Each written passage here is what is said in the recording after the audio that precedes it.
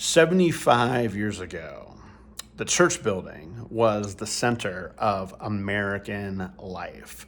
Not only did those church buildings sit at the center of towns and on the town squares, those church buildings also had bell towers that would signal to everyone in town what time of day it was. This was a world that obviously did not care as much about precision of time as much as you and I do today, and that whole world that revolved in and around not only the church building but also the stories, the beliefs, the values of that church no longer exists. Not only does it not exist for the church, all institutions in our culture and time are in massive decline, which means that all of our training and all of our history and all of our past around church quote unquote success is off.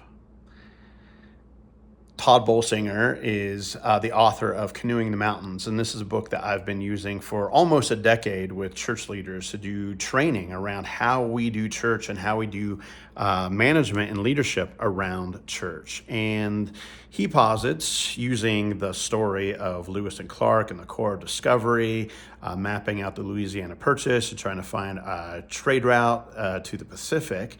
He uses these stories and these principles to help us understand what it means to have a training in something that seemed really apropos at the time: canoeing rivers, being able to navigate down those rivers so that you could eventually find a passage to the Pacific Ocean. However, that Corps of Discovery ran into these beautiful things we call the Rocky Mountains. And all of a sudden, all of their skills that they had been picked for, that they had been trained for, that had been working for them all across the Midwest and the plains no longer worked. That their canoes were not the right tools for travel, and certainly their paddles were not going to be utilized in the way that they had originally trained on.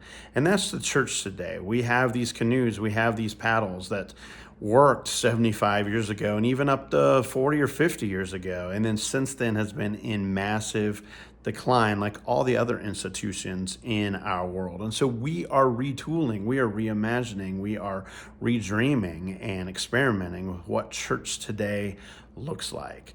So my friends, please give a look to and a read to the stuff that I have here in this email. I hope that you read it and begin to jump into what it is that we are doing as a church and as church leaders to address this whole situation. Thanks, everyone.